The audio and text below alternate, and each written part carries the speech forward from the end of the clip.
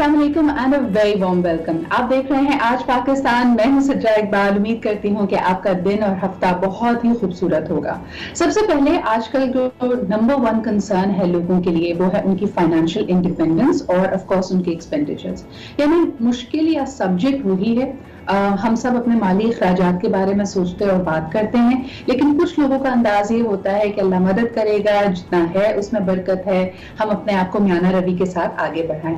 और कुछ लोग हैं ऑन द अदर हैंड, और ये एक बहुत बड़ा तबका है जो परेशान है, जो समझ रहा है कि उनकी आमदन में अब उनके अखराजात पूरे नहीं हो सकते, या तो आमदनी कम हुई है या कीमतों में इजाफा हुआ है। सबसे पहले आपको दिखाते हैं एक पैकेज जिसमें हमने अवाम से बात की, लोगों का रद्द अमल लिया कि बहुत सारी अशिया खुर्दोनोश की उनकी कीमतों में इजाफा हुआ है। पहले दूध के हवाले से बात की जा रही थी, अब अगर सब्जी, दाल, चावल, जिस चीज की तरफ भी देखें उसकी प्राइसेस ऊपर जा रही हैं। और फिर उसके बाद हम आके वापस बात करेंगे। मैंने सुबह one of the people I really follow is Mel Robbins. उन्होंने बताया 3 तरीके अगर आप अपने आमदनी के हवाले से फाइनेंशियल प्रॉब्लम्स के बारे में परेशान हैं। So there are 3 things that you need to do. But first let's take a look at this report about people's reaction to the rise in prices.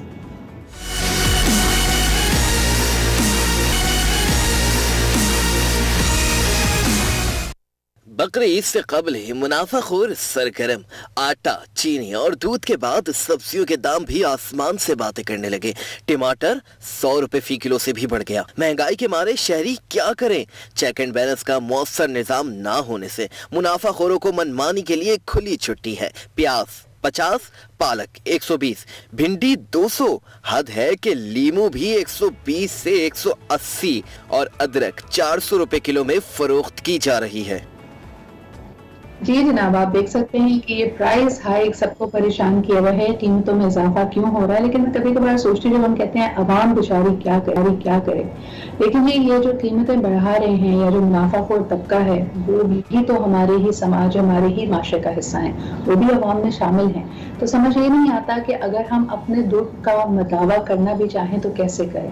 आपके ऊपर कवानीन लागू हो सकते हैं, चेक एंड बैलेंस का सिस्टम हो सकता है, लेकिन कहीं ना कहीं तो हमारा अपना ज़मीर भी होना चाहिए।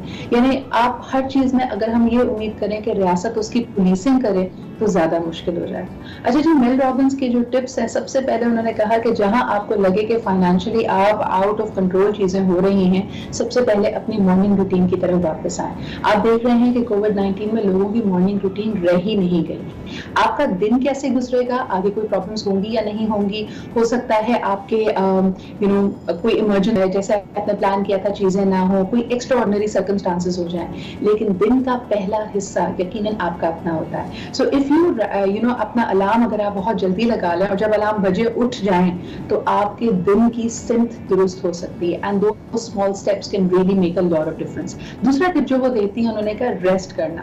परेशान होने से, रात भर जागने से, या जो लोग सिगरेट पीते हैं, सिगरेट पी के सोचने से कि ओ माय गॉड हमारे पास पैसे कम है और आगे आने वाले दिनों में बिल्स आ रहे हैं, खराजात आ रहे हैं, that is not going to help you. तो अगर आप वाकई चाहते हैं कि आप चाको चौबंद हो और आपके पास बेहतर आइडियाज हो जिंदगी को गुजारने के, तो रेस्ट ज्यादा कीजिए। और यहाँ ये भी कहा जाता है कि आप जितने कामयाब होते चले जाएंगे उतने ही बोरिंग होंगे। If you look at people who are most successful, वो पार्टी नहीं कर रहे होते, वो बहुत ज्यादा अपने रेस्ट को प्रायोरिटाइज करते हैं। And lastly which was the aha moment for me, कि हम अक्सर बात करते हैं कि अपनी आमदनी को बढ़ाया कैसे जाए और इखराजात को पूरा किया जाए, बट जो उसका दूसरा एंगल है, what are the things that you need to stop doing, किन चीजों पे आपको रोक लगानी है ताकि आपके पैसों में बरकत हो सके, ताकि आपके पास फिस्कल स्पेस ज्यादा हो सके, वो भी बड़ा अहम है। यानी ठीक है कीमतों में इजाफा हो रहा है, लेकिन इसका मतलब है ईटिंग आउट को थोड़ा सा कम कर लीजिए, जो लवाजमात आप दूसरे लेते थे उनको थोड़ा कम कर लीजिए। बट फर्स्ट एंड फॉरमोस्ट अब जरा आपको लेके चलते हैं कि एक अच्छी खबर पाकिस्तानी स्टूडेंट्स के लिए, इंटरनेशनल स्टूडेंट्स के। Welcome back. आप देख रहे हैं आज पाकिस्तान, और मैंने सोचा कि हम जब इनोवेशन की बात करते हैं तो सिर्फ उसके बारे में तज्जिया ना किया जाए, सिर्फ आपको ये ना कहा जाए कि बी let's think out of the box और कंफर्ट जोन से बाहर निकलें, बल्कि आपकी मुलाकात एक ऐसे शख्स से कराई जाए जिन्होंने ये इनिशिएटिव लिया है और उसको प्रैक्टिकली करके बताया। ही someone you seen on my show earlier on, जब ये पाकिस्तान के एक बहुत ही मशहूर स्कूल सिस्टम के साथ एसोसिएटेड थे, एजुकेशन और एकेडेमिया रिलेटेड सब्जेक्ट्स पे। I have invited him several times, and of course he's a colleague from the same realm as well. अब इन्होंने एक नए initiative का आगाज किया, which is about LED displays, which are beautiful, which are innovative, और ये आपको रंगों की, imagination की एक नई दुनिया में ले जाते हैं. How has he been affected by COVID? Because जब भी हम एक step forward लेते हैं, एक risk लेते हैं, there is always a lot at stake. लेकिन फिर मेरे ख्याल में the real challenge is to continue adapting, to having that flexibility कि कोई भी challenge अगर सामने है तो innovation और creativity से अपना दिमाग लगाकर उसको हल किया जा सकता है. हमारे साथ मौजूद है तब्रेज़ बुखारी. अस्सलाम वालेकुम तब्रेज़. अस्सलाम वालेकुम Sidra. Thank you so much for a very nice and a very kind introduction. कैसे हैं आप? मैं बिल्कुल ठीक ठाक. It is such a pleasure to have you है. तब्रेज़ मुझे बताएं कि एक तो कोविड ने आके ना मेरे सारे प्लान्स पे पानी फेर दिया. हम हमेशा कोशिश करते रहते थे कि I should come to Lahore and I should visit the LED experiential centre that you have, लेकिन अब मेरे ख्याल में following the SOPs you had to shut it down. सबसे पहले मुझे ये बताइए कि I am sure that this is temporary, लेकिन फिर इनोवेट कैसे किया? How are you telling people what your company is all about when the experiential center is closed? जी, हम डिजिटल गए. डिजिटल इनफैक्ट डिजिटल के ऊपर हमें ज्यादा अपॉर्चुनिटीज मिली और ज्यादा माइलेज मिली, क्योंकि जब कोविड की अनाउंसमेंट आई थी तो we had to act responsible और हमने अपना सेंटर शट डाउन कर दिया. We didn't want to be a place जहां आके एक दूसरे से वहां से इन्फेक्ट कर सके एक दूसरे को. तो हमने अपने ऑनलाइन मूव किया and we were able to reach out a lot more audience. In fact Covid के बीच में ही हमें ज्यादा काम मिला क्योंकि लोग घर के अंदर थे और उन्होंने घरों पे हमारे लाइट आर्ट डिस्प्लेस लगवाए. और कोविड से पहले हमारी कमर्शियल प्रोजेक्ट्स के ऊपर काफी बात हो रही थी कि हम कमर्शियली काम करेंगे मॉल्स के अंदर, ऑफिसेस के अंदर, दूसरी जगहों को डेकोरेट करने में लाइट आर्ट फ्रॉम पाकिस्तान में काफी हम पॉपुलराइज करना चाहते हैं. So this is a great. बिल्कुल, और मेरे ख्याल में it's all about perspective and meaning. मैं पर्सनली जानती हूँ एंड आई हैव सीन कि माशाल्लाह the LED display work that you are doing is extremely popular. लेकिन मेरे वो व्यूअर्स जो नहीं जानते तब्रेज़, उनको बताइएगा कि what exactly are these LED displays all about. अभी तक आप 400 से ज्यादा खूबसूरत इंस्टॉलेशंस कर चुके हैं जिसमें कमर्शियल काम भी है और लोगों का इंडिविजुअल अपने घर की स्पेसेस में भी काम है. तो what is the display all about? जी, ये एक 2016-17 में सिद्रा एक टेक आई नैनोलीफ के नाम से. वो कनाडा की बहुत बड़ी कंपनी है इंटरनेट ऑफ थिंग्स की और टेक्नोलॉजी की. इन्होंने एक नई किस्म की लाइट निकाली जिन्होंने ये ट्यूबलाइट और बल्ब की जो मार्केट है ना, इसको डिस्टर्ब किया था. इन्होंने शेप्स में लाइट निकाली जिसके अंदर 16.7 मिलियन कलर्स थे. वो साउंड को भी रिस्पॉन्ड करती थी और वो आपके कंप्यूटर और लैपटॉप के साथ भी कनेक्ट होके जो भी आप देखते हैं उसको इन मोशन उसको वो कलर्स में ट्रांसलेट करती है. तो मैंने उस टेक को खुद ही स्टडी किया और उनकी इस टेक्नोलॉजी को पकड़ के I became the first person जिसने उससे आर्ट डिजाइन करना शुरू कर दिया, लाइट आर्ट. और when I started doing it that company they also were stunned or they recognized and acknowledged my achievement or I became the first person in the world जो कि उनकी website के ऊपर as a light artist publish हुआ. And I have been able to create a new form of LED light art जिसको हम light art with nanoleaf कहते हैं. और मुझे इसके ऊपर बहुत लोगों की encouragement milli. It's really a lot of it's really very beautiful work. And I really wish कि आप आती हमारे Inshallah, you know, I have a feeling this is temporary and I'm going to check out the digital manifestation जो आप लोगों का एक digital outreach है. लेकिन मुझे एक बात बताइएगा Tabrez, you know what you're doing is brilliant. You followed your heart और आपने एक नई चीज करने की कोशिश की. लेकिन बहुत सारे लोगों को मैं ये बताना चाहूंगी कि Tabrez was in a wonderful space professionally. आप एक अच्छे comfort zone में थे, एक इदारे के साथ कई सालों से काम कर रहे थे और this is a complete switch over. और मैं इसमें इसलिए बात कर रही हूँ Tabrez because a lot of young people are right now very worried. मेरे पास पर्सनली बहुत सारे मैसेजेस आते हैं. लोगों ने एक हमारे यहाँ जैसे एक डगर पे चलते हैं ना कि जी ग्रेजुएशन की उसके बाद नौकरी मिल जाएगी, लाइफ सेट हो जाएगी, will have a home, will start a family.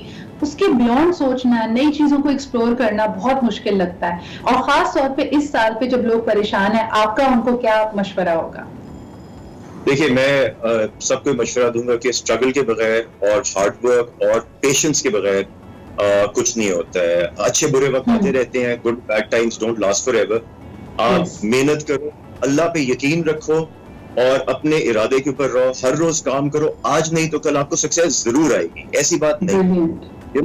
Just hang in their, लगे रहो यार आप, और अच्छे बुरे वक्त आते रहते हैं। मेरे ऊपर भी यकीन माने, आपने जिस तरह बताया, I was really in a comfort zone, I had a fantastic working relation with my ex employers, और मैंने वो सब कुछ छोड़ के 9 महीने मैंने कोई काम नहीं किया, और मैंने इस चीज के ऊपर बड़ी मेहनत की, और it's honestly been a very hard struggle for me, but in the end, like all hard work, it pays.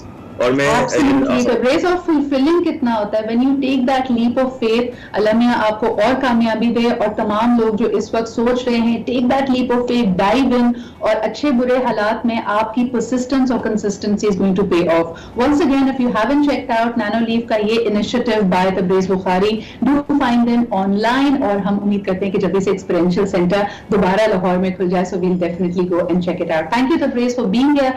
छोटा सा break लेते हैं, we'll be right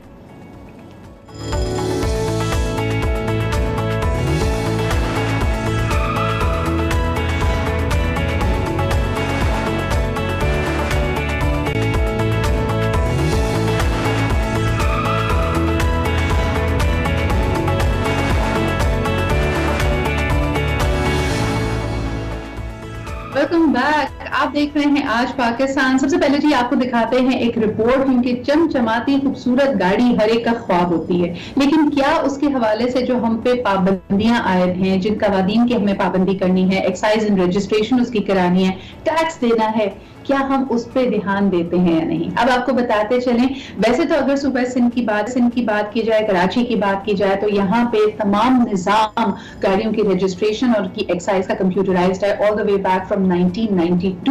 लेकिन अब इसमें मजीद बेहतरी, मजीद इनोवेशन ये आ रही है कि जो आप पुरानी सी किताब गाड़ी में रखते हैं जो एक्साइज की होती है, जो धूप की वजह से, पानी की वजह से अपनी तमाम डेटा और इंफॉर्मेशन खो चुकी होती है, और एक मुश्किल का सा समा होता है कि वो किताब अगर बरामद भी होती है तो उसमें कोई काम की इंफॉर्मेशन आपको नजर नहीं आ रही होती है। अब वो तमाम निजाम ई या ऑनलाइन तरीके से आपके सामने आएगा, स्मार्ट कार्ड्स पे इसको कन्वर्ट किया जा रहा है। ये कैसे होगा, आइए दिखाते हैं आपको इस रिपोर्ट में।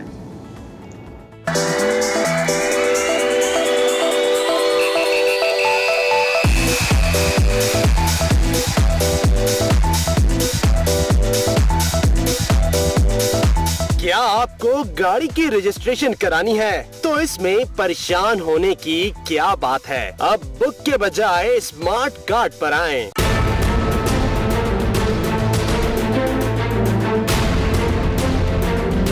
जी हाँ, सिंध में गाड़ियों की रजिस्ट्रेशन के लिए बुक के बजाय स्मार्ट कार्ड जारी करने का फैसला हो गया, जिस पर अमल दरामद 2 से 3 हफ्तों में शुरू हो जाएगा। स्मार्ट कार्ड में गाड़ी के मालिक और गाड़ी का तमाम टैक्स रिकॉर्ड होगा।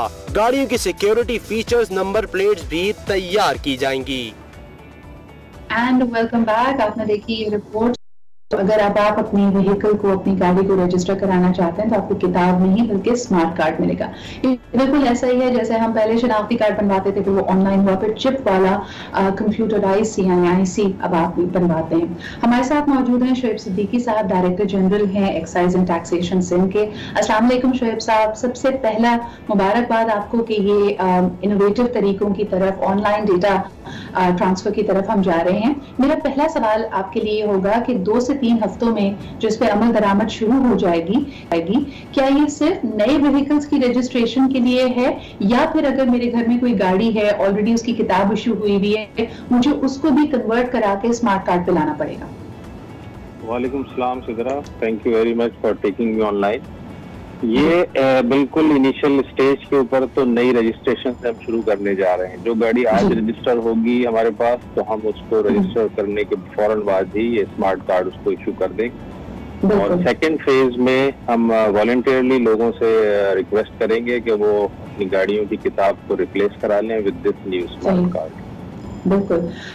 शोएब साहब, आमतौर पे हम हर ही तबके में जब देखते हैं तो पाकिस्तान में टैक्स नेट को बढ़ाने की बात की जाती है। मैं तसव्वुर कर सकती हूँ कि कराची शहर पाकिस्तान का सबसे बड़ा शहर है, यहाँ सबसे बड़ी तादाद में व्हीकल्स, गाड़ियाँ, मोटरसाइकिल्स मौजूद हैं।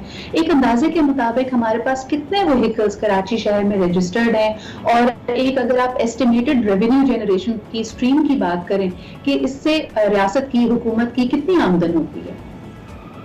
देखिए हमारे पास कराची में द मोमेंट तकरीबन 30 लाख गाड़ियां 3 मिलियन व्हीकल रजिस्टर्ड हैं, और अगर मैं पूरे सिंध की बात करता हूं तो ये 5 मिलियन 50 लाख गाड़ियां रजिस्टर्ड हैं। और इसमें कराची की हद तक अगर बात की जाए तो ये जो प्राइवेट गाड़ियां हैं मोस्टली ये कराची में लोग रजिस्टर कराना पसंद करते हैं। तकरीबन 15 लाख गाड़ियां प्राइवेट हमारे पास रजिस्टर्ड है, 4.5 से 5 लाख कमर्शियल गाड़ियां रजिस्टर्ड हैं, और बाकी हमारे पास ये मोटरसाइकिल की एक बड़ी तादाद मौजूद है। रेवेन्यू के हवाले से ये है कि जी रेवेन्यू के हवाले से आपने पूछा तो रेवेन्यू तकरीबन सालाना मोटर व्हीकल टैक्स और रजिस्ट्रेशन से हमें तकरीबन 6 बिलियन का, इस साल जो हमने 2019-20 में तकरीबन 6 बिलियन टैक्स रिकवर किया है। तो शुएब साहब, फिर जो हम अक्सर पाकिस्तान में और खुसूसन सूबा सिंध और कराची में ट्रांसपोर्ट माफिया की बात करते हैं, 6 बिलियन की हमारी रेवेन्यू जनरेशन होती है, इसके बावजूद कराची में सिंध में सड़कों का हम हाल देखें, गाड़ियों की जो अपनी एक हेल्थ होती है उस पर बात करें कि 25 साल पुरानी गाड़ी भी है तब भी वो सड़क पे नजर आती है, धुआं शदीद उसमें से निकल रहा है फिर भी उसको कोई रोकने वाला नहीं है। ये सब मामला को कैसे बेहतर बनाया जा सकता है? देखिए अब ये तो खैर इस पे मैं कमेंट नहीं कर सकता, ये जो गाड़ियों की फिटनेस का इशू है ये एक्साइज एंड टैक्सेशन नहीं डील करता, ये हमारा ट्रैफिक पुलिस का डिपार्टमेंट है, उनके मोटर व्हीकल इंस्पेक्टर्स होते हैं, ट्रांसपोर्ट डिपार्टमेंट है जो उनको फिटनेस जारी करते हैं, रूट परमिट जारी करते हैं, उस स्टेज पे इसको कंट्रोल किया जा सकता है इनकी गाड़ियों की कंडीशन को। और इसी तरह रोड्स की कंस्ट्रक्शन तो ये भी डिफरेंट डिपार्टमेंट्स हैं जिनका काम है। ठीक है, लेकिन हमारे व्यूअर्स के लिए बड़े मेरे ख्याल में अहम बात होगी कि 6 बिलियन का रेवेन्यू कलेक्ट करता है सिर्फ ये सूबा। अच्छा शेख साहब, मुझे ये भी बताइएगा कि 2017-2016 अप्लाइड फॉर रजिस्ट्रेशन 2016, ये नंबर प्लेट के साथ हमें बहुत सारी गाड़ियां व्हीकल्स कराची शहर में सिंध भर में नजर आते हैं। क्या वजह है कि अब तो हम ऑनलाइन सारा सिस्टम कर रहे हैं, ये इतनी ताखीर कि 3 साल गुजर जाते हैं, इसके बावजूद गाड़ियों की रजिस्ट्रेशन नहीं हो पा रही? ये बिल्कुल गलत है और इसमें रजिस्ट्रेशन अथॉरिटीज का कसूर नहीं है। देखिए आप जब हमारे पास गाड़ी रजिस्टर करने के लिए डॉक्यूमेंट्स लेकर आते हैं तो हम उसको सेम डे ऑब्लाइज करते हैं और गाड़ी रजिस्टर करते हैं। और दूसरी बात मैं ये क्लियर करूं कि अगर वो 2 साल के बाद आ रहा है रजिस्टर कराने के लिए तो उसको टैक्स उसी डेट से देने पड़ेंगे जिस डेट में उसने गाड़ी परचेज की थी, जो उसके लेटर पे या उसकी इम्पोर्ट डॉक्यूमेंट्स पे है। उसको बजाहिर उसका कोई फायदा नहीं हो रहा कि वो टैक्स या फीस अपनी बचा नहीं सकता है, बल्कि उसके साथ उसको एक हैवी पेनल्टी भी पे करनी पड़ती है। ये बहुत अहम पॉइंट है और आपकी यहाँ मौजूदगी का फायदा उठाते हुए हम तमाम व्यूअर्स को दोबारा ये रिइटरेट करना चाहेंगे कि जिस डेट पे आप गाड़ी खरीदें खुदारा उसमें सुस्ती काहिली ना करें, ये ना समझे कि जी कोई पूछने वाला नहीं है, ट्रैफिक पुलिस रोकेगी नहीं, गाड़ी को चलाते रहें, आपको हैवी पेनल्टी भी देनी पड़ेगी। और जिस तरह शुएब साहब ने वजाहत की कि जो आपकी गाड़ी की खरीदारी का डेट है यानी डेट ऑफ परचेज है उसी हवाले से आपको टैक्स देना पड़ेगा।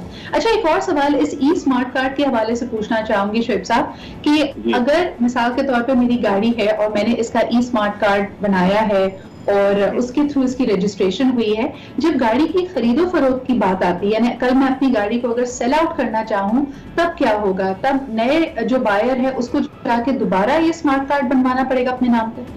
जी बिल्कुल, क्योंकि देखिए ये जो स्मार्ट कार्ड है ये आपके पर्सनल नाम पे इशू होगा। इसमें तकरीबन जो 15 के करीब हमारे डिफरेंट सिक्योरिटी फीचर्स हैं, इसमें चिप है जिसमें तमाम तरह डेटा मौजूद है और वो डेटा रीडेबल है। एक छोटे से स्मार्ट हैंड हेल्ड रीडर्स अगर ये ट्रैफिक पुलिस के पास हो तो वो उसको स्वैप करके और तमाम उसकी डिटेल्स दे सकते हैं।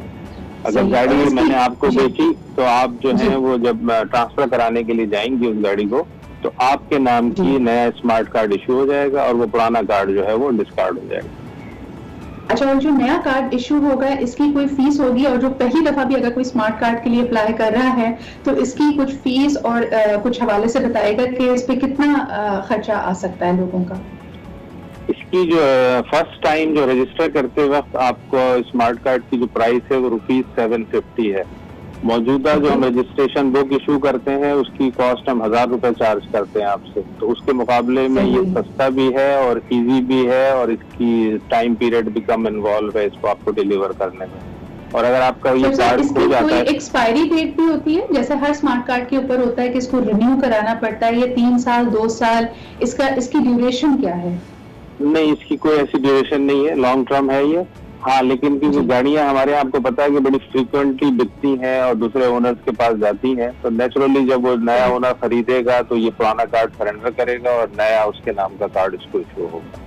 एब्सोल्युटली शोएब साहब, बहुत बहुत शुक्रिया हमारे साथ मौजूद होने के लिए और इसके बारे में हमें इतनी कॉम्प्रिहेंसिव इंफॉर्मेशन देने के लिए। आपके पास एक बड़ा ही अहम डिस्कशन होगा, लेकिन एक दफा फिर मैं आपको रिमाइंड करती चलूं कि the people who are with me for the 14 day challenge, आज 10 दिन हो गए हैं, पता नहीं चला इस बारे में। So right after my show 11 o'clock मैं आऊंगी आपके साथ live and we'll talk about another important subject जो आपको अपनी जिंदगी को अनस्टक करने के लिए, आगे बढ़ने के लिए करामत एडवाइस हो सकती है। And today we are going to talk about no, यानी अगर आपने किसी बात का, सवाल का जवाब नफी में देना हो, किसी ने कोई रिक्वेस्ट आपसे की है, किसी प्रोजेक्ट को कहा जा रहा है एंड यू फील गिल्टी, आपको लगता है कि जी अगर मैंने इनको ना कहा तो पता नहीं ये क्या सोचेंगे, मेरे इंटेंशंस पे सवाल ना उठने लगे, या आप जनरली गिल्टी फील करते हैं किसी को मना करने के लिए बिकॉज आप एक अच्छे इंसान हैं और लोग आपको लगता है कि कहीं ना कहीं आपकी बाउंड्रीज को क्रॉस करके इसका फायदा उठाते हैं, then today's session is for you. Once again जो लोग मुझे देख रहे हैं, this content is free of cost, आप इसे फायदा उठा सकते हैं। These are tools and strategies to really live the life of your dreams, अपने ख्वाबों को, अपने गोल्स को हकीकत आप बना सकते हैं, and this is specially for the youngsters. अगर अभी तक आपने नहीं चेकआउट किया, go to my YouTube page, जो कि आपको सामने उसका एड्रेस भी नजर आ रहा है, मैं वापस आऊंगी तब भी एड्रेस आपसे शेयर करेंगे। सो स्टे विद मी, अभी तो खैर 1 घंटा आपके साथ में यहाँ इसी स्क्रीन पे मौजूद हूँ। एक ब्रेक लेते हैं and will be right back.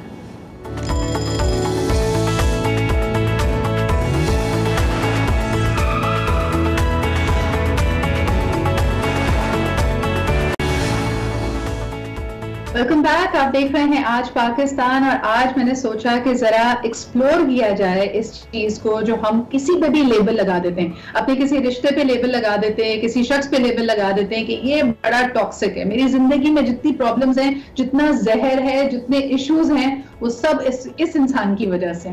ये हम लूजली इस्तेमाल करते हैं और काफी गैर जिम्मेदारी के साथ भी इस लफ्ज को इस्तेमाल करते हैं और इसको एक्सप्लोर करना बहुत जरूरी है। आपको ये जानकर हैरत होगी कि आज डे 10 है और ये मैंने जो 14 डे चैलेंज शुरू किया on my YouTube and digital portals, जिसमें आप अनस्टक हो सकते हैं।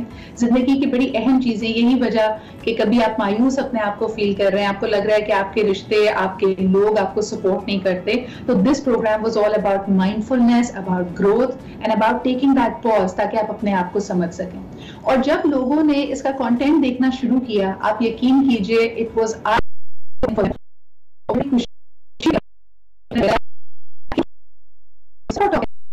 दरअसल टॉक्सिक ट्रेट्स हमारे अपने अंदर हैं और यही हमारे आज की गुफ्तगू का प्रेमिस भी होगा।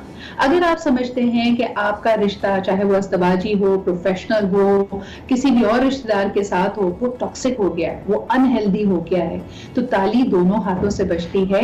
किसी और को मौरूद इल्जाम ठहराने से पहले जरा अपने ऊपर भी नजरसानी करनी जरूरी है। और आज इस गुफ्तगू में, इस मरहले में मुझे हेल्प करने के लिए I have called upon 2 very dear friends, जिनका ये फील्ड ऑफ एक्सपर्टीज भी है, फील्ड ऑफ पैशन भी है। चाहे इदारों की बात की जाए, चाहे इंडिविजुअल्स की बात की जाए, या इवन कपल्स थेरेपी की बात की जाए, both of them have been in the forefront of counselling individuals and organisations. हमारे साथ मौजूद हैं doctor Wajahat and we also have with us Faqia Imran. अस्सलाम वालेकुम। वालेकुम अस्सलाम।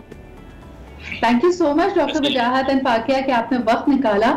वजाहत, हम अक्सर इस बारे में बात करते रहते हैं, हमें लगता है कि एक शख्स होता है कोई ना कोई जिससे शायद हमें सबसे ज्यादा मोहब्बत भी होती है, लगाव भी होता है, ना हम उसके साथ रह सकते हैं ना उसके बगैर रह सकते हैं, लेकिन फिर हम उस पर लेबल भी लगाते हैं कि इसके साथ हमारा रिश्ता टॉक्सिक है।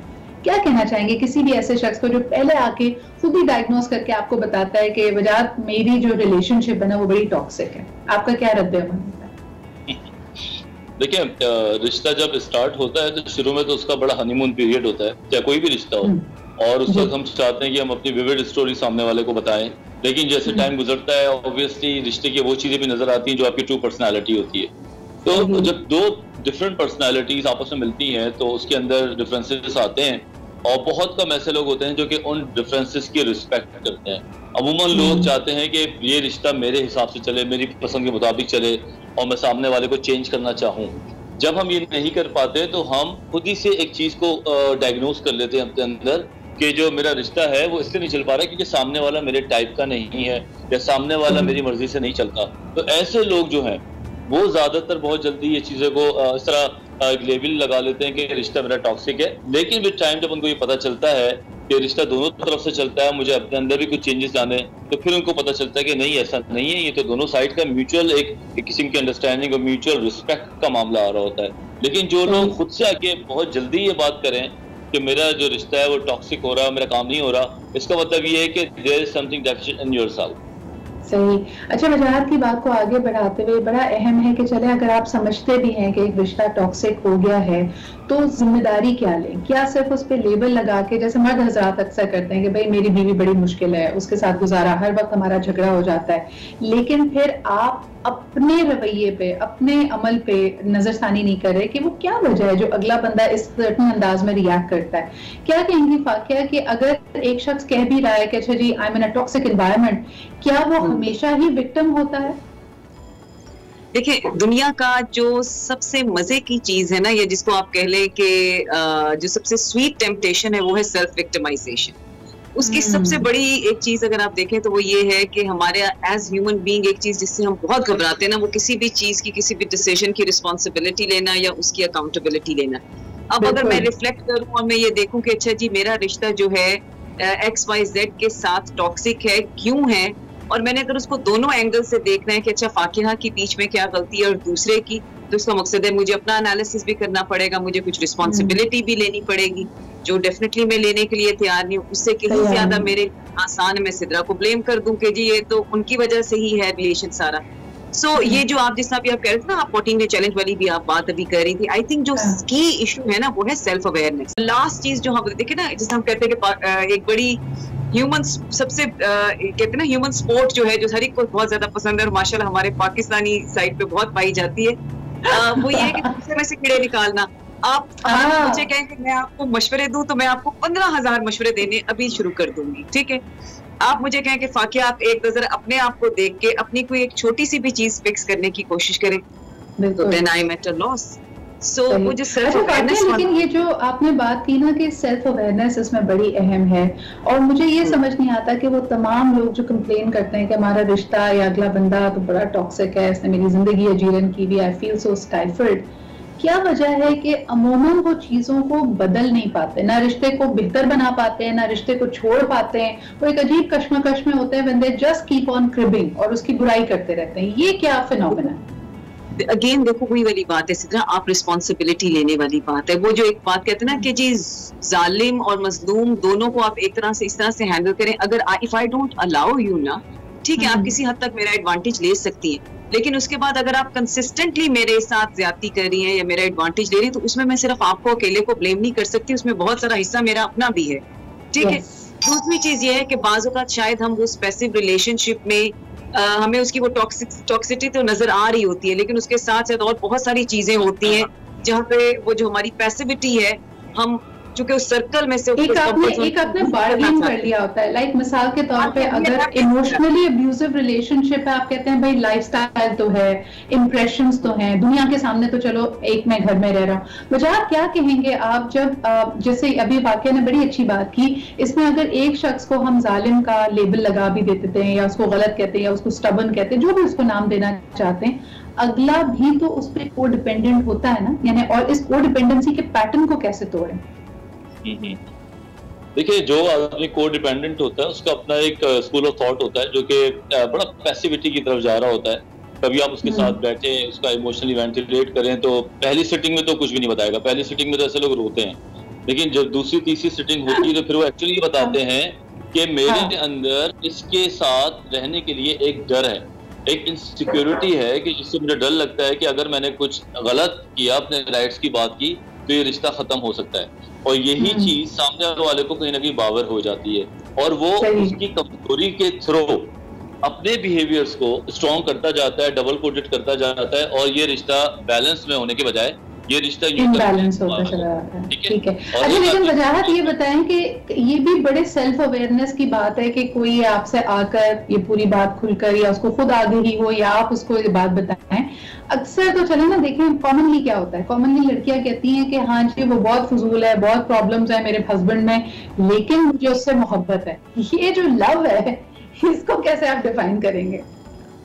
देखिए मोहब्बत जितनी होगी उतना आपका IQ लेवल कम होगा, आपकी अकल जो है वो कम हो जाती है और आपको जो एक IQ गिर जाता है वो इमोशनली आप हाईजैक हो जाते हैं। ये बात तो बड़ी तय है कि जितने जज्बाती आप होंगे आपकी अकल उतनी कम करेगी। जब आपको लगता है कि मेरी मोहब्बत बहुत ज्यादा बढ़ गई है और मेरे जज्बाती तनाव की वजह से मेरा जो एक इंटेलिजेंट क्वेश्चन है वो लो है, तो आई थिंक सो वहां पे आप अपनी अकल लड़ाना बंद कर दें, किसी थर्ड पार्टी की हेल्प ले लें और थर्ड पार्टी भी कोई ऐसी हो कि वो रिश्ते को मुझे अनफॉर्चुनेटली मैं इसको ट्रिवियलाइज नहीं करना चाहती, लेकिन आप क्लैरिटी देखें ना, अगर खुदा ना खासा कोई खातून फिजिकली अब्यूजिव रिलेशनशिप में होती है और वो किसी फाइनेंशियली कंस्ट्रेन्ड एनवायरनमेंट में है, उसके पास पैसे नहीं है या उसके पास कोई आउटलेट नहीं है, तो वो आप अगर आप उससे बात करें और ये यूजुअली आपकी डोमेस्टिक हेल्प जैसे वो आके आपको बताएगी कि जी मैं इसके साथ हूँ because I don't have money और मेरे पास कोई और तरीका नहीं है इस जहाँ से निकलने का। मुझे हैरत उन लोगों पे होती है जिनके ऊपर कोई फाइनेंशियल कंस्ट्रेंट नहीं है, लेकिन दैट इज लर्न्ड हेल्पलेसनेस। वाकई इस पे आपकी जरा कमेंट चाहूंगी कि पढ़ी लिखी लड़की है, फाइनेंशियली प्रोफेशनली इंडिपेंडेंट लड़की है, अब्यूजिव रिलेशनशिप में इसलिए बिकॉज इमोशनली टैंगल्ड है, अपने आप को खुद ये बताने की कोशिश कर रही होती है नहीं जी मुझे इस शख्स से मोहब्बत है और इसके ये बड़े नेगेटिव ट्रेट्स में इसलिए बर्दाश्त कर रही हूँ। बड़ी प्यारी जो आपने अभी बात की है ना सादिया, वो सिद्रा, वो ये वाली बात की कि जी जो अपने आप को हमको एक तो देखे ना डोमेस्टिक हेल्प वाला, आई हैव आल्सो सीन वो फाइनेंशियली चैलेंज सिचुएशन में, और फाइनेंशियली भी देखें उसके अलावा मोर देन दैट उनके जो है ना वो जो कल्चरल जो नेटवर्क है वो बहुत डिफरेंट है, तो उसको हम इसके साथ नहीं कह सकते। ये जो आपने लर्न्ड हेल्पलेसनेस की बात की ना ये तो कमाल है। ये इसमें देखिए इसमें वो जो डर वाली बात वजाहत साहब ने अभी की ना, अब डर दो तरह का है। एक तो डर मेरा ये है कि जी मैं जो है जो भी अपना स्पाउस है उसके साथ बहुत प्यार करती हूँ, मैं उसको लूज नहीं करना चाहती, तो उसकी वजह से मैं बहुत दफा शुरू में एडवांटेज देती जाती हूँ जहां पे दूसरा बंदा वो स्पेस लेता जाता है। तो एक तो जो भी रिलेशनशिप आउट ऑफ फियर होगा वो कभी भी लॉन्ग टर्म नहीं होगा। बिल्कुल बिल्कुल बिल्कुल एक चीज तो दूसरा इसमें जो एंगल वाला डर का एंगल आता है वो जो आपने लर्न हेल्पलेसनेस की बात की, क्योंकि इसका मकसद है कि अगर मुझे कोई डिसीजन लेना है ना सिद्रा, तो उस डिसीजन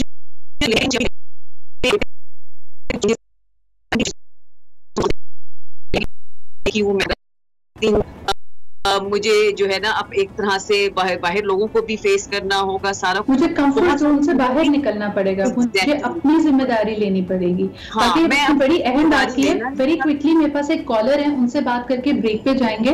हेलो अस्सलाम वालेकुम। Hello hello I am sorry, I think वो टेलीविजन का वॉल्यूम बहुत हाई है, इसको बंद कर दीजिए। अच्छा जी, फाकिया ने और वजाहत ने जो बात की है इसमें एक बड़े अहम नुक्ते पे पहुंची हूँ मैं, जिसपे हमने बहुत सारे शोज किए हैं। हम अक्सर कहते हैं कि शायद हम डरते इसलिए हैं, हमें सोशल प्रेशर फील होता है, लोगों के रवैयों से डर लगता है और हम कहते हैं लोग क्या कहेंगे। लेकिन आज हम इस बारे में भी बात करेंगे कि एक टॉक्सिक रिलेशनशिप में रहना जहां आपको कोई फाइनेंशियल कंस्ट्रेंट नहीं है और आप इसको अगर ये बात कहते हैं ना कि लोग क्या कहेंगे, ये भी एक बहाना है, ये भी एक आड़ है जिसके पीछे आप छुपकर शायद किसी और चीज को छुपा रहे हैं। ये आपकी अपनी इमोशनल डिपेंडेंस है जिसके लिए आपने एक रीजन बना लिया, क्योंकि बाहर कोई फिजिकल प्रॉब्लम तो नहीं है ना, यानी फाइनेंशियल प्रॉब्लम भी नहीं है, लेकिन जिम्मेदारी लेनी पड़ेगी। और जब आप अपने आप को सेल्फ अबैंडन कर रहे हैं तो उसका मलबा दूसरों पर डाल रहे हैं और कह रहे हैं लोग क्या कहेंगे। इस पर जरा बात करते हैं एक छोटे से ब्रेक के बाद।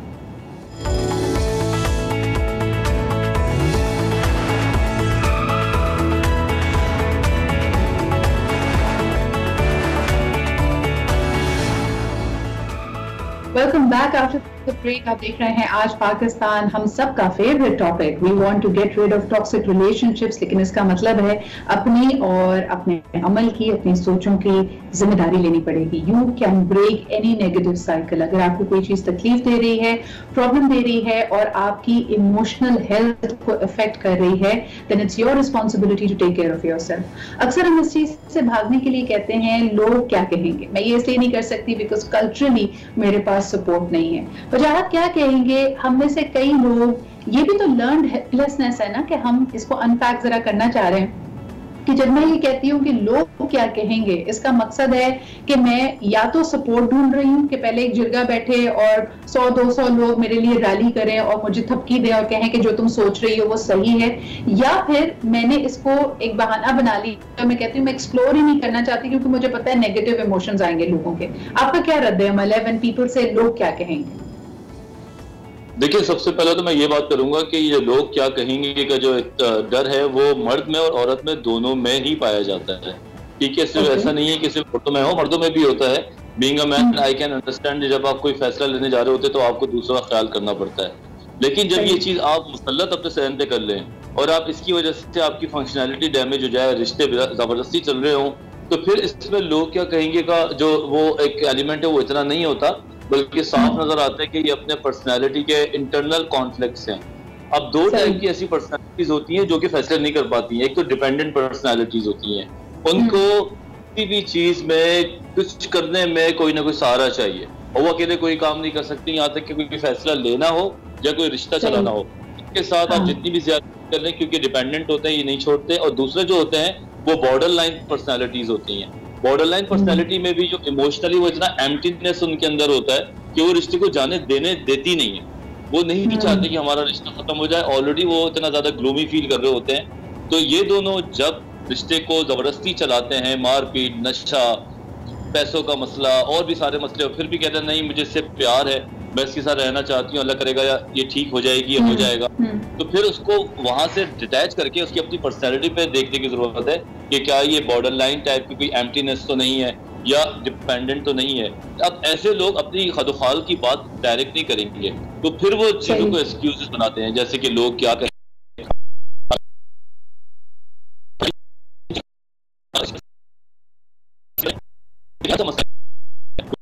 आप किसी का जुल्म जबरदस्ती बर्दाश्त करते हैं तो सामने आप जालिम को एक्चुअली और ताकतवर बना रहे होते हैं। बिल्कुल तो बिल्कुल, आई थिंक बिल्कुल हाँ, वजाहत में इसको आगे भी लेके जाना चाहूंगी, लेकिन एक कॉलर है, जरा उनकी भी बात सुन लेते हैं and then we'll take this forward. Hello, अस्सलाम वालेकुम। वालेकुम अस्सलाम, राशिद बोल रहा हूँ, क्या हाल चाल है?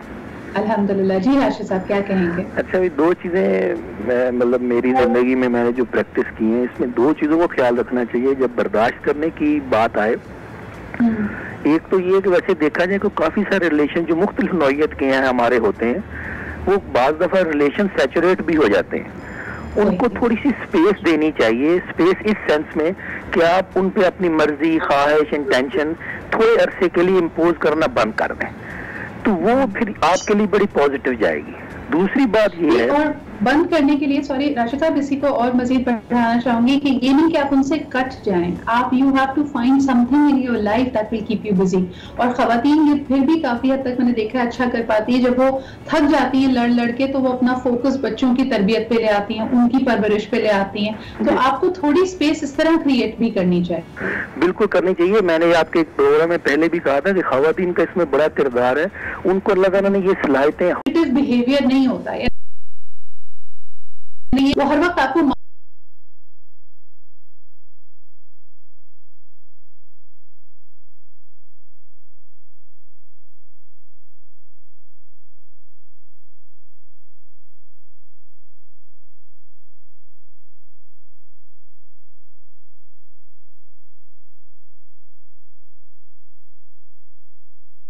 तो वो आके आपको अक्सर ये भी बताएगी कि बट वो कहता है मुझे तुमसे बहुत मोहब्बत भी है। तो ये कैसी मोहब्बत है कि प्यारी हो रही है और साथ में मोहब्बत भी है? प्लीज इस पे बात करें। I am happy that you brought this up. देखिए, दो तीन चीजें हैं।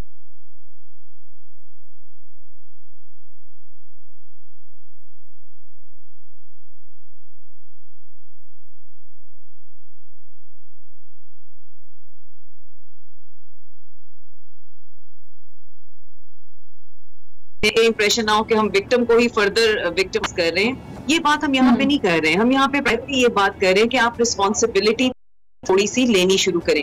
दूसरा, आप ये चीज देखिए, एक और एंगल है इस पूरी सिचुएशन को देखने का, वो भी ये है कि लॉट ऑफ टाइम्स आजकल जो बर्दाश्त करने का जो मसला है वो कम हो गया। फौरन लेबल कर देती हूँ कि ये टॉक्सिक रिलेशनशिप है या ये टॉक्सिक बंदा है, क्योंकि जहां मुझे थोड़ी सी एफर्ट भी करनी है ना या अपने कंफर्ट जोन से निकलना है तो मैं वो नहीं करना चाहती, हम फौरन उसको टॉक्सिक। देखिए एक सेल्फ वाला एंगर जो है ना, पिछले 10-15 सालों में जो जितना भी लिटरेचर भी रहा है उसमें सेल्फ बहुत ग्लोरीफाई भी हुआ है, लेकिन एक चीज जो बड़ी देखने वाली है कि वो सिर्फ सेल्फ के साथ साथ एक इंटरडिपेंडेंस वाला जो कॉन्सेप्ट है ना वो भी हमें साथ लेके चलना है। तो आपको हर दफा आप किसी भी रिलेशनशिप में आते हैं कि मुझे आपकी बात पसंद नहीं आएगी ना एक से दूसरी दफा, तो मैं फौरन आपको लेबल कर दूंगी।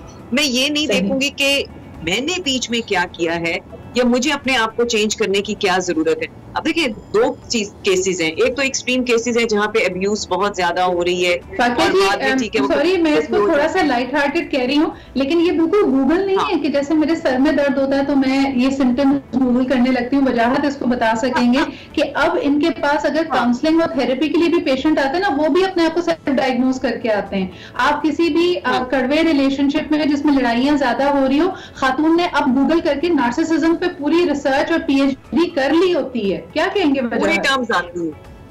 हाँ, किसी भी चीज को अंडो करना बड़ा मुश्किल होता है हमारे लिए, और ये ही सबसे बड़ी बात है कि जो शख्स इंसान या तो इंसान टोटली जुल्म कर करके मार पीट के इतना ज्यादा अपने आप को स्टिग्मा लगा दे कि सामने वाले को फैसला करने में वैसे आसानी हो जाए कि वो तो इतना ऑब्वियस हो जाए कि लोग भाग जाएं। लेकिन ऐसे लोग बड़े खतरनाक होते हैं कि रात को जुल्म कर लिया और सुबह मासूम मन के माफिया मांग ली, 2 दिन अच्छे रहे, फिर बीवी का या शोहर का दिल उसकी तरफ माइल हो गया, फिर 4 दिन के बाद ऐसी लड़ाई की। तो ऐसे लोग जिग जैग वाली जो पोजीशन में होते हैं इनके फैसले करना बहुत मुश्किल होता है। और ये ऐसे अमूमन 2 टाइप के लोग होते हैं जो ज्यादातर या तो साइकोलॉजिकल डिसऑर्डर्स में होते हैं जो डायग्नोज नहीं हो पाते और पूरी फैमिली टू फैमिली चल रही होती है। इनके अम्मा अब्बा भी ऐसे होते हैं, इनका कोई चचा भी ऐसा होता है और वो सब एक ही जैसा तरीके से अपनी फैमिली को चला रहे हैं।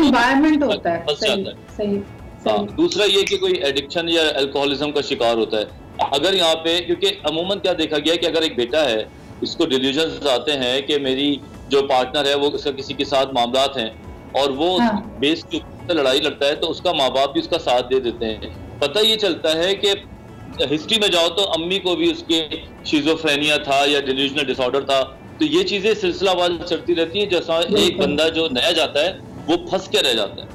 तो ये बड़ी आपने मेरे ख्याल में ये स्केरी बात भी है, लेकिन we need to be mindful of it. Wajahat मुझे बताइएगा कि जब हम आमतौर पे लोगों की डिपेंडेंस की बात करते हैं या अपनी जिम्मेदारी लेने की बात करते हैं, क्या आपको लगता है कि लोगों में अब ये एहसास पैदा हुआ है कि इस तरह की सर्कमस्टांसेस में मैं नहीं रह सकता या नहीं रह सकती? देखिए एहसास तो बेदार हो रहा है, लेकिन उसमें भी जो एक चीज मैं देख रहा हूँ ना कि वो सारी चीजें ओवरडू हो गई हैं। अब अचानक क्यों खड़े हो गए डंडा लेके वो एहतजाज करने के लिए और बहुत जल्दी जल्दी फैसले ले रहे हैं। ये नहीं कहते कोई भी शख्स कि अगर आपको कोई अवेयर कर रहा है इसका मतलब ये कि आप आज ही अपना बिस्तर बांध के जनाब अपने घर आके बैठ जाएं और बोलें कि बस मैं आज जाग गया हूं। ऐसा नहीं होता। पहले तो आप कॉन्सेप्ट क्लियर कर रहे हैं कि आपके अंदर वीकनेसेस क्या हैं, उनके साथ क्या है, फिर 2-4 महीने इसके मामले को लगाएं और अपनी अकल का तो दूसरों के साथ मिलकर फैसला करें, फिर जाके ये फैसला लें। अब एक बड़ा अहम सवाल मेरे पास आया है ट्विटर पे, लेकिन उससे पहले मुझे कहा जा रहा है कॉलर हमारे साथ है, उनसे बात करते हैं। हेलो अस्सलाम वालेकुम। हेलो अस्सलाम वालेकुम। अस्सलाम वालेकुम जी, कौन सी आप कहाँ से बात कर रही हैं? मैं लुबना अशरफ बात कर रही हूँ। जी लुबना जी। जी मुझे ये कहना था, मैंने दरमियान में से प्रोग्राम सुना है, हो सकता है आपने इस पे बात की हो, but what I feel is कि हमारा दिल है, एक कमरे का अपार्टमेंट नहीं है कि उसमें या अम्मा रहे या बीवी रहे। जिनको मोहब्बत करना आती है वो ज्यादा लोगों से मोहब्बत करना सीख जाते हैं। हम पोजेस करना चाहते हैं, मोहब्बत नहीं करना चाहते हैं, एंड वी ईगो प्रॉब्लम हो जाती है कि उसके लिए ये कर दिया, मेरे लिए ये नहीं किया। बात ये है कि देना आना चाहिए और बच्चों को मोहब्बत की बजाय नफरत की बजाय मोहब्बत करना सिखाने की जरूरत है। अगर अब हम कोरोना के साथ रहना सीख रहे हैं तो मेरे ख्याल में रिश्तेदारों के साथ भी रहना सीख लें। अगर हम आपके रिश्तेदार कोरोना से ज्यादा खौफनाक नहीं हो सकते, आपका क्या you have to have a support system और इमोशनल सपोर्ट की पूरी फैमिली आपके साथ है। I think helps you to win in life. Absolutely, I think this is beautifully said. बहुत बहुत शुक्रिया लुब्ना जी साथ होने का। एक ब्रेक लेते हैं, लेकिन ब्रेक पे जाने से पहले जो सवाल आया ना वो मैं आपके लिए आपको बताती चलूं। सवाल ये है कि अभी इन्होंने इमोशंस की बात की और वजाहत बिल्कुल सही कह रहे थे कि जब आप इमोशनल होते हैं तो लो IQ फैसले भी कभी कभार आप करते हैं क्योंकि आप जज्बात की रौ में बह जाते हैं। सवाल आया जी, खातून कहती है कि अब्यूज या टॉक्सिसिटी का सिलसिला जारी है लेकिन वो शख्स ने माफी मांग ली है। एक खवातीन को ये भी बड़ी कॉमन सीख दी जाती है, भाई वो बदलने की कोशिश तो कर रहा है, वो माफी मांग रहा है, एक और चांस दे दो। किन सिचुएशंस में आपको माफी को एक्सेप्ट कर लेना चाहिए और किस तरह आप सिचुएशन को बेहतर करें, क्योंकि कई लोग इसको भी पैटर्न बना लेते हैं, हर दफा माफी मांगते हैं फिर वो ये गलती करते हैं। तो हमें क्या करना चाहिए ऐसे सिनेरियोज में? बात करते हैं एक छोटे से ब्रेक के बाद।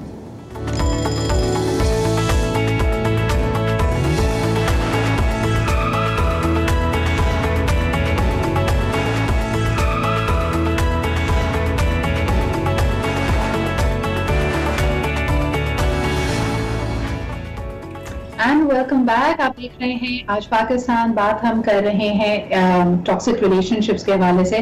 फाकिया, क्या कहेंगी आप? You know how we have addressed कि लोगों के लिए ये लर्न्ड हेल्पलेसनेस है when you are not getting out of it. आपको लगता है कि माफी कोई अगर मांग रहा है उसको माफ कर देना चाहिए, जिस तरह के अमूमन हमारे यहाँ कल्चरली कहा जाता है कि भाई अगला मौका तो दे के देखो। इज दैट हेल्दी या you should stand your ground? देखिए, ये बड़ी एक इंटरेस्टिंग चीज आपने पूछी है सिद्रा। यहाँ पे बिल्कुल माफ करना चाहिए, लेकिन बात यहाँ पे आती है फ्रीक्वेंसी क्या है। फ्रीक्वेंसी ये है कि जी आप बार बार माफ कर रहे हैं और बार बार वही चीजें हो रही हैं। अगर एक बिहेवियर रिपीटेडली हो रहा है तो फिर आप लाइन कहाँ ड्रॉ करेंगे? 5 के बाद, 10 के बाद, 15 के बाद? अब इसमें एक बड़ा इंटरेस्टिंग फिनोमेना ये है कि अगर आप रिलीजन को भी उठा के देख लें या अगर आप नेचुरली नेचर को भी उठा के देख लें तो उसमें यह है कि जब गलती होती है ना, ठीक है, गलती तो हो गई, गलती के बाद जब रिपेंटेंस आती है या आप उस गलती को मेकअप करने की कोशिश करते हैं तो there is a certain price, there is a certain discipline which is attached with it. अगर वो नहीं होता तो फिर वो गलती जो है वो गलती की, यानी मुंह से कहना और दिल से माफी मांगना दो अलग-अलग चीजें। अगर मैं सिर्फ सॉरी कह रही हूँ और मेरे बिहेवियर में वो सॉरी नजर नहीं आ रहा तो फिर इट्स आई मीन वो मैं 100 दफा भी कह लूँ उससे फर्क नहीं पड़ेगा। So yes, आप बिल्कुल चांस दें, लेकिन आप ये देखें कि रिपीटेड बिहेवियर ना हो। So we are not accepting only apologies, we are accepting changed behavior. इसका मतलब ये है कि आप किसी को माफ कर देने से पहले ये याद रखिए कि ये सिर्फ और सिर्फ लफ्जी माफी नहीं होनी चाहिए, उनके रवैये में, उनके एटीट्यूड में वो बदलाव आपको महसूस होना चाहिए। और ना सिर्फ बदलाव महसूस हो, you also have to allow the other person to grieve। यानी अगर किसी के साथ कोई ज्यादती हुई है, कोई अब्यूज हुआ है तो उसके एतमाद को ठेस पहुंची है। किसी एक पार्टी का ये क्लेम कर लेना भाई मैंने तो उस बात पे माफी मांग लेनी, वो काफी नहीं है। अगर आपने अपना रवैया बदल भी लिया है तो दूसरे का आप पे एतमाद बहाल होने में वक्त लगेगा और इसको स्पेस देनी चाहिए। लेकिन वजाहत इसके कॉन्ट्ररी, एक तो बड़ी अच्छी बात हुई कि पार्टी अपने रवैये को बदले और ये भी कहे कि जी अब मैं आपके एतमाद को दोबारा जीतने के लिए मेहनत कर रहा हूं। लेकिन हमारे यहाँ आमतौर पे मर्द हजरात का और खवातीन का भी तुर्रा ये होता है कि जी मैं तो ऐसी ही हूँ, यानी मेरे में ये कमी है, ये गलती है, मुझे गुस्सा बहुत आता है, गुस्सा आता है तो मेरा हाथ चल जाता है, लेकिन मैं ऐसा ही हूँ, मुझे ऐसे ही एक्सेप्ट किया जाए। Love me as I am, इस पे आपका क्या रद्द अमल होगा और आपका क्या मशवरा होगा? कुछ चीजें जो है वो सिर्फ फिल्मों में ही अच्छी लगती हैं और हकीकत में उनका जो उनका तर्ज अमल है वो बहुत डिफरेंट होता है। इस तरह हम कभी भी बारिश में नहा के डांस नहीं करते या गाने नहीं गाते, इसी तरह रवैयों में भी हम ये जो बातें होती हैं कि मैं जैसा हूँ वैसा कबूल करो, बिल्कुल वैसे के वैसे, ये चीजें इतना काम नहीं करती। दरअसल एक पॉइंट ऐसा होता है जहाँ पे आप ये जहनी तौर पे कबूल करते हैं कि सामने वाले की अच्छाई और बुराई के साथ ही मैंने रहना है, लेकिन यहाँ पे फिल्म खत्म होती नहीं है। यहाँ से कुछ चीजों का स्टार्ट भी होता है, बिगिनिंग भी होती है। वो ये कि सबकॉन्शियसली आप चाहते हैं कि आपका पार्टनर आपकी मर्जी के मुताबिक काम करे, थोड़ा बहुत करे, ज्यादा नहीं करे, थोड़ा बहुत चेंज लाए। अगर कोई शख्स जल्दी उठने का आदी है और उसकी वाइफ देर से उठती है और 12 बजे उसको चाय मिलती है, तो एक छोटा सा बीच का जो फासला है उसको खत्म किया जा सकता है, ये कोई बड़ी बात नहीं है। लेकिन अगर आप बिल्कुल ही दीवार खड़ी करते हैं और दीवार खड़ी करने के बाद अब साथ भी रहना हो तो फिर बहुत मुश्किल है। हम दोस्ती में भी तो एक दूसरे के साथ अच्छाइयाँ करते तो दिल जीतते हैं ना। दोस्त किसी तरह जब है तो उसके लिए हम अच्छा करते हैं, कभी उसके शॉपिंग पे जा रहे हैं, कभी उसकी मर्जी, कभी हमारी मर्जी, तो रिश्ता कम मजबूत होता है। तो जब हम लोग रिलेशनशिप पे आते हैं तो हम इतना डिटाई क्यों करते हैं? थोड़ा बहुत तो करना पड़ेगा। रोमांस और दोस्ती को वापस कैसे लाया जाए? अक्सर लोग ये कहते हैं कि आपने खुद भी इशारा दिया कि जब एक रिश्ता नया होता है तो हनीमून पीरियड है, एक दूसरे को समझ रहे हैं, एक्सप्लोर कर रहे हैं, एक दूसरे के बारे में कई चीजें डिस्कवर करते हैं, मोहब्बत भी नई होती है। लेकिन वक्त गुजरने के साथ साथ जब लोगों को एक दूसरे की आदत हो जाती है, रूटीन में जिंदगी पड़ जाती है, वो भी तो काफी स्टेल लगने लगता है। So how can people work on their relationship and make it more fulfilling, make it more happy? हमारे हैप्पीनेस पे फोकस नहीं होता। अगर आप इंटरनेट बंद कर दें तो काफी जल्दी से ये रिश्ता वापस आ सकता है। सबसे बड़ा मसला जो हो जाएगा रिश्ता सही। वो वर्चुअल रिश्ते तो ऑफलाइन हो जाएंगे, लेकिन रियल रिश्ता ऑनलाइन हो जाएगा। हम ये देखते हैं कि हमारी कम्युनिकेशन से सब कुछ चलता है, ठीक। अगर मेरा पार्टनर मुझसे बात करेगा तो अच्छी बात भी करेगा और बुरी बात भी करेगा, लेकिन अगर हम दोनों ही खामोश तबीयत हो जाए और मोबाइल में लाइफ गुजारते रहे, व्हाट्सएप ग्रुप बना लें, फेसबुक, इंस्टाग्राम, अब हमारे जहन की आधी तवज्जो लग गई है इंस्टाग्राम की लाइकनेसेस पर, फेसबुक के ऊपर, व्हाट्सएप के ग्रुप में, मैसेजेस पे, तो फिर हमारा पार्टनर हमें जरा धुंधला नजर आता है। और so you are not investing the time, attention जो उसको मोहब्बत और तवज्जो की जरूरत है, जब आप देना शुरू कर देंगे हर रिश्ते में निखार आ सकता है। फाकिया, आपसे आखिरी सवाल करना चाहूंगी कि जब हम बात करते हैं खवातीन की, ठीक है, उनके साथ जुल्म भी होता है, ज्यादती होती है, बहुत सी तवक्कुआत अनमेट होती हैं, बहुत सारे बॉलीवुड और पाकिस्तानी ड्रामा वाले ख्वाब देखे होते हैं जो पूरे नहीं होते, शौहर वापस आते हुए फूल नहीं लाता, मोहब्बत बड़े जुमले नहीं बोलता, लेकिन जो मेरे ख्याल में एवरीबडी इज गिल्टी, कंप्लेन भी बहुत करती हैं। यानी ये उनको एहसास नहीं होता है कि अगले बंदे की आपसे हर interaction is about nagging, is about complain, is about एक लिस्ट है जो पूरी नहीं हुई। आज बच्चों की फीस देनी है, आज गीजर को सही करवाना है, बिजली का बिल अभी तक नहीं दिया, तो अगला बंदा कहता है यार ये तो सिर्फ और सिर्फ मुझे टास्क मास्टर है, सिर्फ बताती है कि क्या करना है। बिल्कुल सही। सिद्रा, मैं उससे पहले एक छोटी सी बात जरा करना चाह रही हूँ, वो जो आपका रोमांस वाली बात थी। हाँ, अगर इजाजत हो तो 1 मिनट है आपके पास, आप दोनों बातें करें।